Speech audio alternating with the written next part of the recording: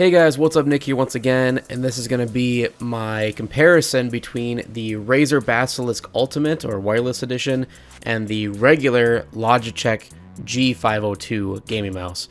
So let's get right into it. As stated in the video, this is not a review of either mouse. This is more of a comparison or a versus between the two, what you should look for, what you should use your money on, which one's better for the money, essentially. Now, obviously, there's a pretty big price gap between these two mice. Right now, the Basilisk Ultimate, I believe, is going for $180 with the charging dock, which is $70 by itself. If you get it without the charging dock, I believe it's going for $130 or $140, roughly around there, of the actual price on the screen. As for the G502, I believe you can get this for around 40 bucks right now. It's pretty cheap on Amazon. So obviously, pretty big price gap. Now, the reason I'm doing a comparison between these two is not mainly because of the price, but mainly because of the features, what you're getting for the mouse. And since I have both of them and they have relatively the same design, I've been able to test both of these out hand in hand and decide which one I prefer to use and which one I think is better. One thing I do want to lay down on the line is you'll notice I do own a lot of Razer items. So I have a Razer Huntsman keyboard, I have obviously a Razer mouse, I have a Razer headset, and I've owned Razer products in the past. Now, that being said, I am nowhere near biased towards Razer. If you've seen my videos, I even have an entire video of why I am against Razer in some aspects, especially coming from their smartphones. But I'm not going to get into that with this video. Now, first things first, obviously these are very similar designed mice. When it comes to overall look, the feel in hand, I mean, everything down to the core feels exactly the same. The only real difference from my perspective is the weight. The G502 is definitely heavier than the Basilisk, not by a lot when you see it on paper. The G502 is around 168 grams, where the Basilisk is 107 grams. So definitely not a huge difference on paper, but honestly in hand, it is quite the difference. Now, I don't know if that's just the weight of the cable or what, but I know that with the G502, you can take out the innards. I want to say, I don't know the exact word for this, but there's magnets in here, or little weights essentially, that you can take out here and make it lighter if you like. So that is a cool customizable feature that you will not find on the Basilisk. But if you're looking for a gamer mouse, you're probably looking for the lighter side. At least that's what I prefer. I like having a lighter mouse than a heavier mouse. But some people, if you're using it more for productivity or video editing or whatever, a heavier mouse might be your way to go. Now, again, the G502 has the option of removing weights and making it lighter, but even with all the weights removed, the weight is still 168 grams, whereas the lightest, or really the only option you get for the Basilisk, is 107. So regardless, the Basilisk is a little bit of a lighter mouse, but you're still going to get that same nice feeling in the hand, essentially with the larger size mouse. Now, I have medium to large hands, and I have always loved the feeling of the G502. And as you'll notice, this is obviously more used. I've had this for over 3 years now. It's been my go-to mouse that I've had for years, and I just recently got the Basilisk a few weeks ago. So still getting used to the Basilisk, but honestly, they feel exactly the same in the hand. They both cradle my hand perfectly. I don't really know the exact name of this type of design where it moves. It's got more of a back, or a hump back, I should say, that cradles your hand a lot nicer than other mice might on the market. The other thing is these are not ambidextrous, so these are catered towards right-handed users. So I apologize, but if you are a lefty, sadly, these are probably not mice you'd want to look at, just because they are obviously catered more towards the right-handed individual. Both mice do have this really nice little thumb rest that sticks out on the left side of the mouse, which I love. It cradles the hand perfectly, like I stated before, but it really is just a solid design choice overall. On the right side, it's pretty flat, nothing too flashy to see. The only real difference is that the Razer has a lot more LED lights or sections on there for the RGB to shine through and really show off the mouse. I'll get more into that in a little bit because it does drain on your battery life. Now, the biggest difference I do want to get out of the way is obviously one is wireless, one has a wire. What's the real big difference, I guess, from going from wired to wireless with gaming mice? To be honest, there really isn't much with performance differences that I've noticed.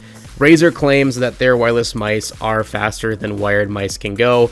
I don't know if that's all a bunch of malarkey or what, but from my personal experience, they are the exact same regardless whether you have it corded or not.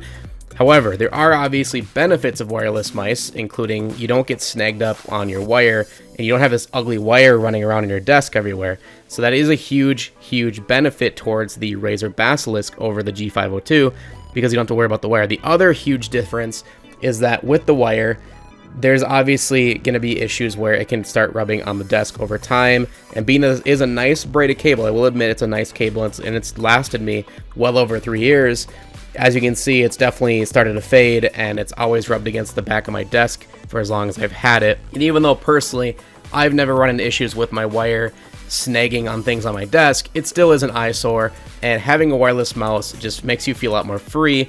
I prefer it. I don't think I'm ever going to go away from a wireless mouse again after having the luxury of it. So the added price for the wireless capabilities, I personally think is worth. Another big difference is the scroll wheel. So the Basilisk has a really unique feature in the sense of where you can actually adjust the resistance on the scroll wheel itself. So there's a little switch on the bottom where you can scroll it up and down, and it essentially adjusts the resistance of the scroll wheel, where if you want it to be more of a harder roll or scroll, or if you want it to be really light and you can barely hear it at all. I have it right in the middle, and I'm not going to adjust it for the video just because it took me a while to get to this specific spot, because trust me, there's a lot of different modes or just differences in resistance you can go through with this thing, which is pretty cool.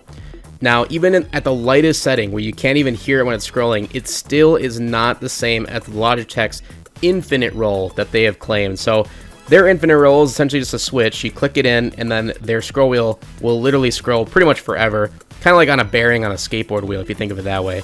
But then when you click it in, then you become that harder scrolling where you can hear it, and it does stop on a dime. Personally, I think I'd rather prefer the Basilisk point, where you have a lot of different versions you can choose from with the resistance scroll wheel. There's a lot of different ways it can feel.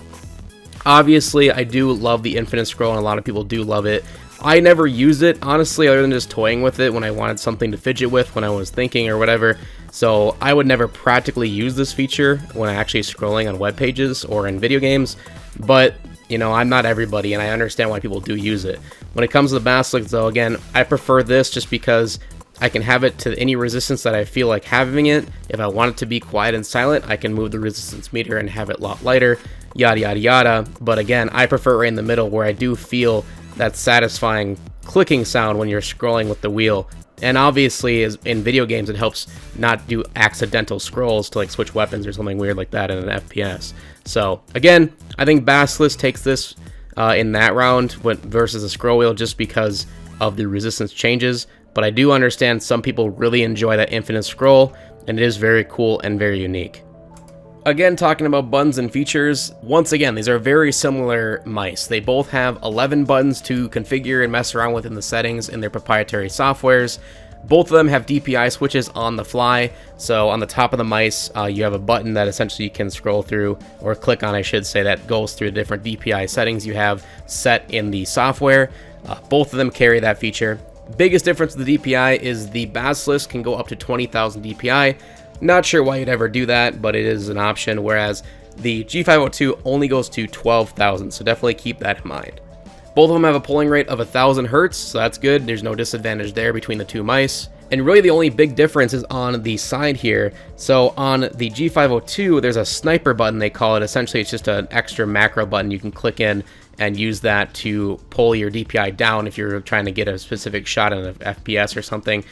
Where Razer did almost the exact same, but they give you the option to remove it, which is really nice. So if you're not a person that ever uses that, such as myself, I normally have this removed, but for the video I put it on there. But it's just a magnetized little switch that just clicks in there, and it's actually very satisfying to click. It feels very nice and fluid, and doesn't feel cheap by any means. And again, you can macro that to anything you want. It doesn't have to be a DPI switch or a clutch, but you can switch it to anything you want. But it is cool that they give you the option, and again, it comes off super easily. Just pull it right out, and then they have a little rubber stop you put in there if you don't want it. So again, I give this leg up to Razer just because of the options they give you, whereas obviously the G502 gave us the options for the different weight, but being that this is a lighter mouse in general, I'm still going to give it to this guy for that. Another difference with these mice is the feet. Now, a lot of people actually disregard this feature, or they don't even notice it, but I have definitely noticed that when using two different mice here. I use on the same mouse pad, But the difference here with these feet, they're more of like a plastic feeling on the Razer, where they feel more of a rubber texture on the G502. I don't really know how to explain it until you get it in your hands, but as you can see, it's a black rubber type pad, I guess, on the bottom of these mice. Where on the Basilisk, again, we have these white, nice plastic pads that really slide around and glide very easily on the mouse pad. I've yet to have this catch on anything, and it just feels overall very fluid. Now, obviously, this could change in time. Again, this is 2 weeks old versus 3 years, so I'm giving the G502 the benefit of the doubt that this is by no means non-slick mouse or that it sticks very often, but I'm just saying that versus these two, you might even be able to tell on the camera here, but it's kind of hard to show. But the G502 definitely does not slide as easily as the Basilisk does. Look at that. Okay, same amount of pressure. Basilisk, G502. So you can see the difference there. And it really is noticeable in day-to-day use, so definitely keep that in mind. The last thing I want to get into before I talk about the overall performance and what I prefer using daily is the battery life. Now, obviously, this guy has infinite battery life because you're not using a wired or wireless mouse. But the battery life on the Basilisk, if you're using it with the RGB, which, come on, everybody's going to be using it with, I normally have to recharge this at least once throughout the day. I'm not even kidding you. It states on their website it can last up to 100 hours, but that is using it without any lights on. And I mean, unless you want to use your mouse without lights on, which is fine, and probably people do it, I don't. I like using the RGB. I have it at 30% always, and I roughly would say I get maybe 7 hours of use before I have to charge it. Good thing is, though, and I will say this is a good thing, it charges very fast. So for what I do, what I've been doing is every time I'm watching a video on YouTube or if I'm just scrolling through Facebook and I take a break and go upstairs, I will place it on the charger and let it charge in the few minutes that I'm away or the few minutes I'm watching the video. And that seems to help it for sure, and especially last an entire day, if not more. The other benefit is, even if your computer is off, the charger will still charge it. So that is nice, because I turn my computer off every single night. I just place it on the dock, and it shows the light indicator of what battery percentage it's at the moment, and it'll charge all night. So yeah, you'll always have battery charge in the morning, which is really cool, but just something I wanted to state that when it comes to wireless mice, you gotta keep track of the battery life. You can obviously always take the cable out of the charging dock and plug it straight into the front of the Basilisk and use it as a wired mouse, but at that point, you know, what's the point of buying the wireless version if you're just gonna use it wired anyway? Alright, the last and most important part of this video, the overall performance, day-to-day use, which feels better, more fluid, more accurate. Now, if I had to be honest with you, I don't do a lot of reviews on gaming mice, nor have I purchased many gaming mice in my life. I have probably owned 5 mice total. This is probably my 5th mouse I've ever purchased, but I have to admit, there is something about it. I don't know if it's just the way it feels in the hand, or like I said, it with the pads on the bottom, if they help at all, but for some reason, I just feel like my accuracy has gotten a lot better, and I've just been a lot more fluid in my flicks and everything with the Basilisk versus the G502. That also might have to do with the amount of weight. So this is, again, a lighter mouse versus a heavier mouse. Overall, the feel in hand is basically the exact same. I feel no difference there. They're both extremely comfortable mice. Definitely my favorite as of all time that I've ever tried. But when it comes to performance and DPI, I use them both at the same exact DPI. I run everything at 3000 DPI. I never change it for when I'm editing or when I'm playing video games. I use 3000 no matter what. And I gotta say that even my friends have noticed a huge difference in my ability to keep track and tracing on people in video games, and I've been getting a lot more kills lately in Call of Duty, Counter-Strike, you name it, any of the games that I play with my friends, and using the Basilisk has really changed it up. And I don't know if that's just a psychological thing where my mind's like, oh, I'm using a more expensive mouse, so I'm going to have better aim, but from my personal use, I've had a better experience with the Basilisk when it comes to the overall performance and my aiming ability in general. However, in the end, which mouse is better? I'm going to give the overall winner to the Basilisk just because of all the statements I've had previously in the video, and I just think it looks like a better mouse in general. I love the RGB effects. I love that it's wireless. Obviously, that's kind of unfair because this one doesn't have a wireless option unless you go with the Ultimate Edition, which is more money.